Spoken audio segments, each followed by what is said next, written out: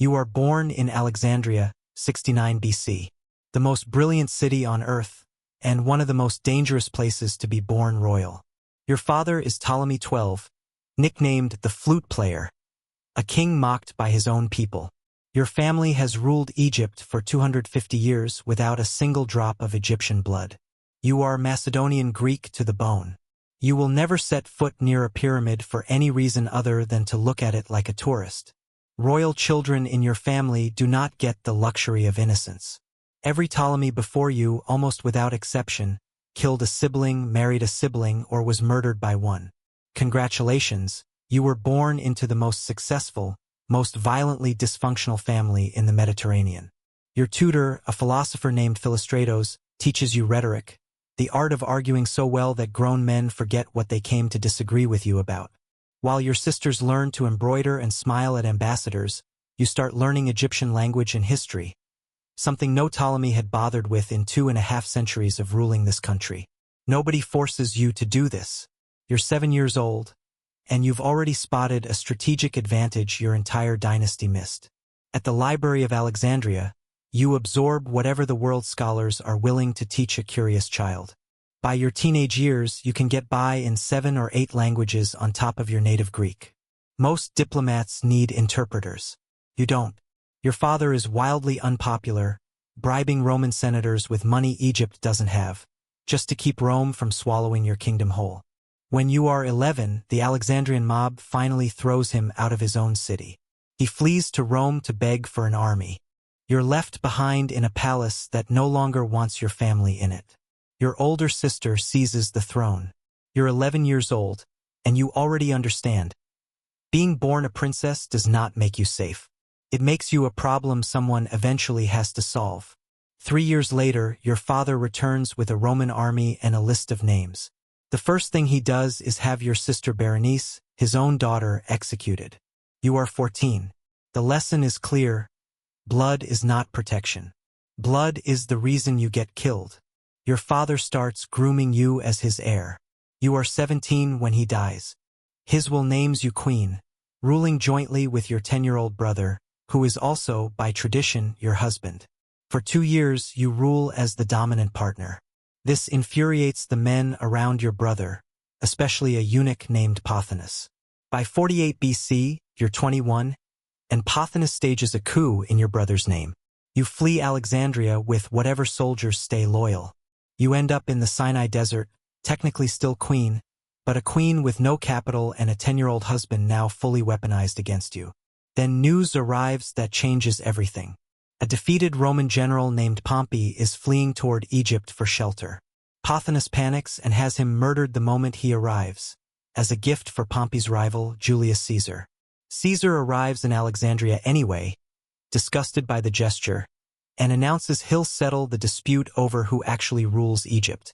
This is your opening. The problem is your brother's faction controls every checkpoint between you and Caesar, so you don't walk through the front door. According to the accounts that survive, you have yourself smuggled into the palace rolled inside a bag of bedding, carried past the guards by a single loyal servant, and deposited in Caesar's private quarters before anyone realizes you're inside the building. You are 21, and your entire political future depends on a sack of linen. It works.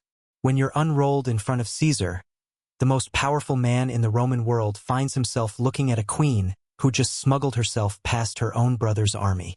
Caesar later writes, and the historian Plutarch confirms, that you weren't conventionally the most beautiful woman he'd encountered. Your beauty alone wasn't what struck people. It was something else. Conversation with you had an irresistible charm. Your voice carried a particular sweetness. You could switch between languages mid-sentence depending on who you were trying to win over. You didn't dazzle rooms by walking into them. You dazzled them by talking in them. Caesar backs you against your brother. Your brother drowns in the Nile trying to flee. You survive a coup, an exile, and a small war, all by age 22.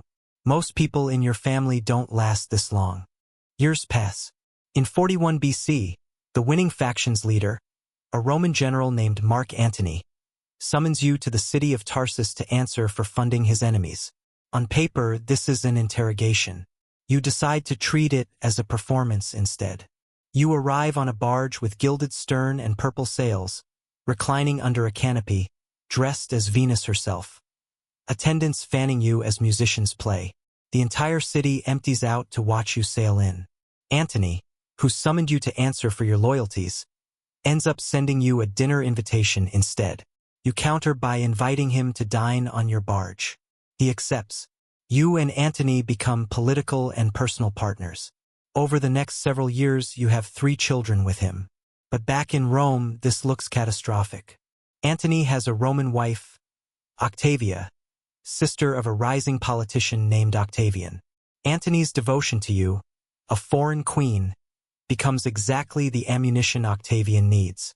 He doesn't even have to lie. He just describes what's actually happening and lets Roman xenophobia do the rest. Propaganda paints you as a seductress who enchanted a good Roman general into abandoning his country. None of it concerns itself with the fact that you're an actual head of state running an actual kingdom. You become a symbol before you're allowed to be a person. By 32 BC, Octavian formally declares war, not on Antony, but on you. Easier to rally an army against a foreign queen than against a fellow Roman. The war goes badly almost immediately. At the naval battle of Actium in 31 BC, your combined fleet is decisively beaten. You retreat to Alexandria. Antony follows. Octavian's forces close in over the following year, and by summer of 30 BC, your city is under siege. Antony, receiving false word that you've died, falls on his own sword. He is brought to you while still dying and dies in your arms inside the mausoleum where you've taken shelter. You are 39. Your partner is dead. Your city is about to fall. And Octavian, the man who built his career on portraying you as a threat to Rome, is now outside your walls deciding what to do with you. He takes you into custody but lets you keep your dignity, for now, because he wants to parade you through Rome in chains as the ultimate trophy of his victory. You understand exactly what he's planning. When Octavian's men finally break into the mausoleum, they find you already gone. Laid out on a golden couch in full royal dress, your diadem perfectly adjusted. The exact method has been debated for 2,000 years. What's not debated is the outcome. You denied Octavian his trophy. You chose the manner of your own death rather than being walked through the streets of Rome in chains. Octavian takes Egypt as his personal possession. Your son with Caesar is executed within days.